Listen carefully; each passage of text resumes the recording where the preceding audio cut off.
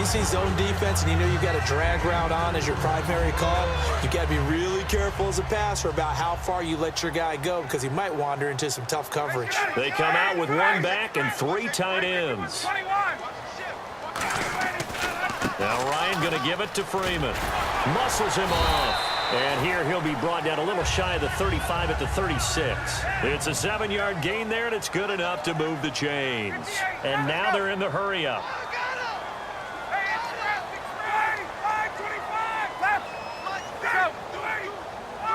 Freeman, the lone man in the backfield. He's going to get the football.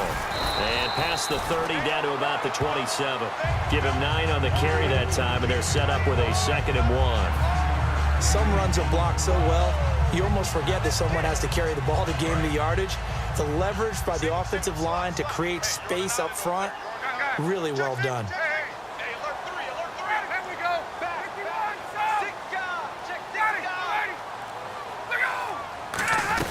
They'll run it now out of the gun. And he's able to get it down to the 25-yard line.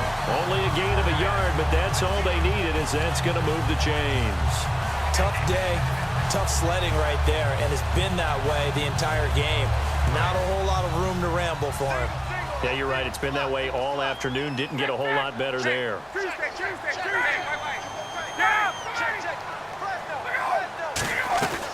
They'll run it now out of the gun. And able to push his way forward here for a good little gain. 7 yards on the pickup there, and it'll leave him with a 2nd and 3. And once again, leverage wins. The offensive line, lower than the defensive front. They moved them and found some good space for the guy carrying the ball.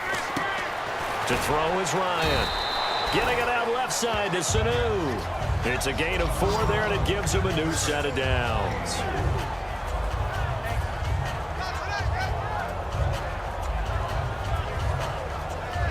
And the 8th play on this drive coming up.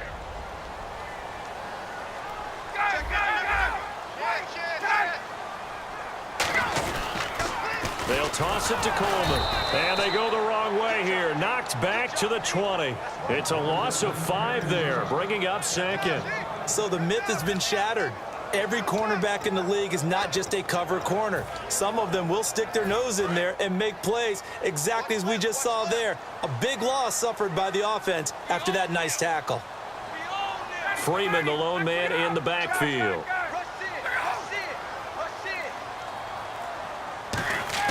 Now Ryan on 2nd down. Caught by Sanu.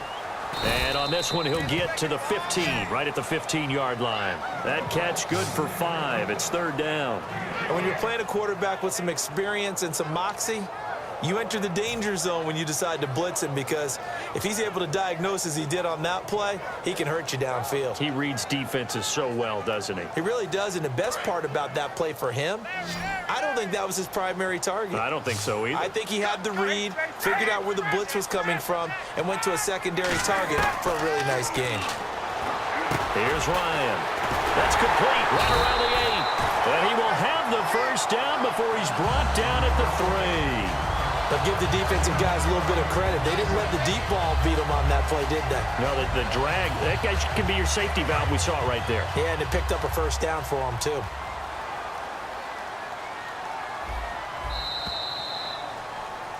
Back now in Atlanta. This one's still anybody's ball game. It's a 1-point difference here as we begin the 4th quarter of play. Well, just play after play after play on this long drive for the offense. 21. They'll look to run with Freeman. And he's maybe going to get this back to the 4, but that's about all. It's a loss of a yard there, and now 2nd down. One thing I know, defensive coaches love it when they don't have to invite their players to the party. This strong safety, you never have to ask him twice to help in run support. He's going to ride. And he will take it in for a Falcon touchdown. Devontae Freeman, a 3-yard touchdown run. So a big play coming for the Falcons as they'll go for 2. I wonder if he changed anything on his play sheet or they just executed better? Because they had 2 previous drives that ended in field goals. Before this one, they finally were able to put into the end zone. Well, whatever he did, speaking of the offensive coordinator, might be using that formula going forward. It worked there. Yeah, it works very well. He and his field general in pretty good sync right now. They're starting to move the ball well. That'll be taken in the end zone.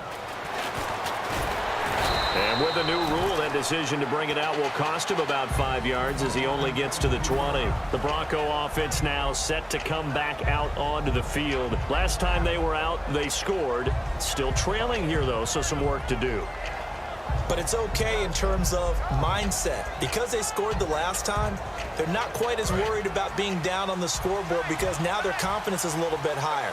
They feel like they've got something going, and they feel like they can attack again and put more points on the board. Are you scoreboard watching if you're the offense, or are you just focused on this drive? We wouldn't be telling the truth if we said that they didn't scoreboard watch. Everyone does it to some extent. But you've got to set it aside right now and just focus on this series. That'll take care of the scoreboard if they punch it into the end zone.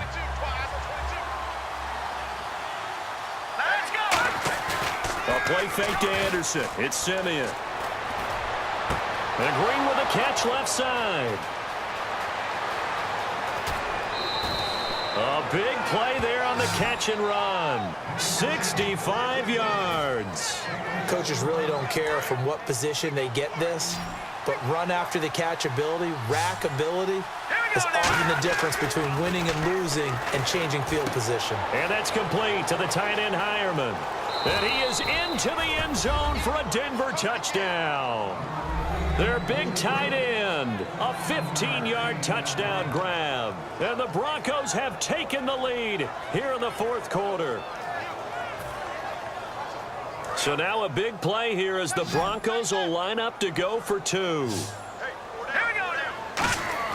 They'll look to throw. And this one's caught. And their fourth quarter lead grows by a couple more. So they make the decision. They want a 3-point lead versus a 2-point lead, and they got it. Yeah, at this stage of the game, it seems like the exact right thing to do. Put a little pressure on your defense, but the biggest thing now is you're making the other team chase you. Here's Eric Weems now on the return. And he'll be brought down at the 23, make it the 24-yard line. Here comes the Falcon offense now as they get set to take over here. And that last drive, a long drive, but not just that, they had a great air attack going. Do they stick with that? I would think that they would, because if they were confident enough to do it on the last drive, starting backed up in their own territory, why would you change anything? They've got to be confident about what they're presenting and continue to do so. Yeah, because the secondary, they really look clueless. And that was amazing because that drive went and went, no adjustments, and no big plays by the defense to knock the ball away. 2nd and 10 now. Ryan. Here's Sanu on the catch.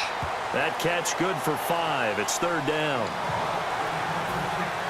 We're still in search of the first down after that last completion.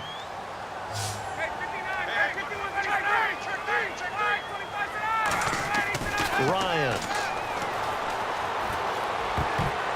And that is incomplete. The Pro Bowl wideout Julio Jones, his intended receiver. And now it's 4th down. If you're a defender, one of the fun things about playing zone defenses, especially in today's football, is that it's not as static as it was in the good old days, meaning you just drop to a point and reacted to the football. Now you end up with a lot of man-to-man principles once you get into your zone defense. In other words, get to your assignment and then locate a guy coming into your area, and then you end up covering him almost man for man. That allows him to make more plays on the football like the one we just saw there. He rifles one that's intercepted. Picked off by K'Von Webster. And this return is going to be halted right around the 28-yard line. So the Broncos coming out now. And they were able to punch it in the end zone last time. They'll be looking to do that again here for the defense. Obviously, they'll be looking to stop them from punching it back in the end zone. It always is punch-counter-punch, isn't it? And which team has the advantage? Well, let's just go back. Last time on offense, they rolled downfield, got into a good rhythm. You can see a little more bounce in and out of the huddle. You can see that sideline really get into the game. So defensively, you're thinking to yourself, how do we take that away from them? How do we get the advantage back? Let's see what they come up with. I think pressure is always the first way to go. You love pressure. I love it. Let's see if they dial it up this drive. It's a loss of 2, now third down.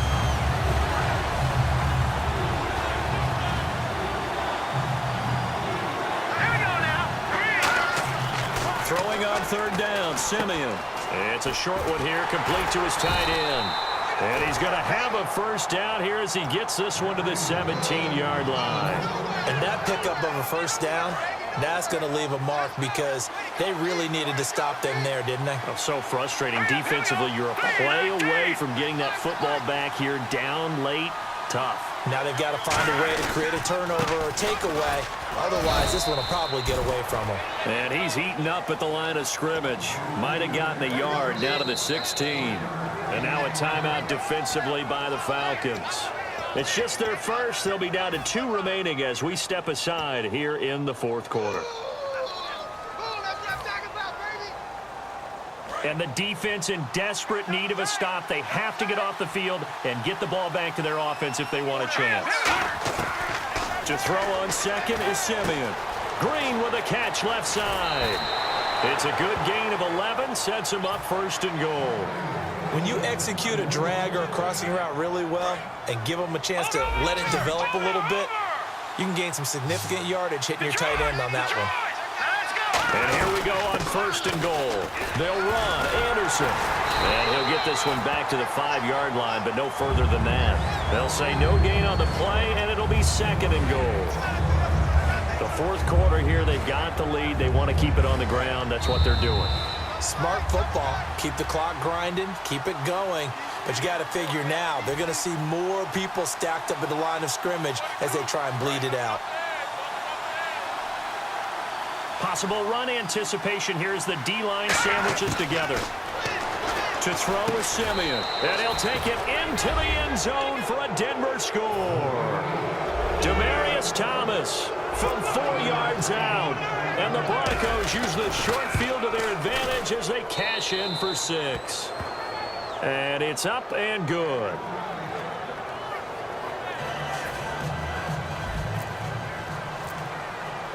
After the touchdown, here's McManus now to kick it away. That'll be taken in the end zone. And he'll probably wish he reconsidered here. It'll cost him 10 yards now with a new rule as he's down at the 15-yard line. Here comes the Atlanta offense now ready to take over here. And following the interception, just any interception, are you a little bit more cautious when you start that next drive, or no, you just throw that out the window? I think you are. I don't think that there's any way you can run back out there and go, totally just... Ryan hit, and he lost the football. On plays like this where the ball comes free, it's often unusual for the team that lost it to get it back. Because this is the quarterback. The ball gets away from him. Everyone else is trying to execute what they're supposed to do on offense. They're usually looking in the other direction, downfield, or moved away from him. In this case, though, a teammate is able to come up with the ball. And incomplete there. A nice hit. Jars the ball free and brings up third down. Here's Ryan. Now a desperation throw deep downfield. And that one incomplete. Had some position but couldn't hold on, and it brings up fourth down.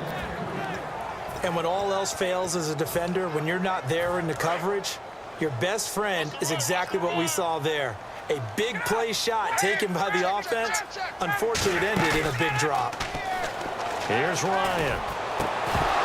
And that is incomplete. They had to go for it with such little time remaining.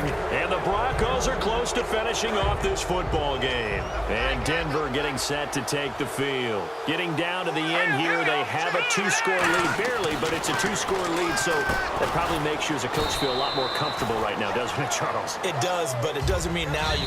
And the Falcons going to use another timeout. That'll leave them with just 1 remaining in this fourth quarter of play.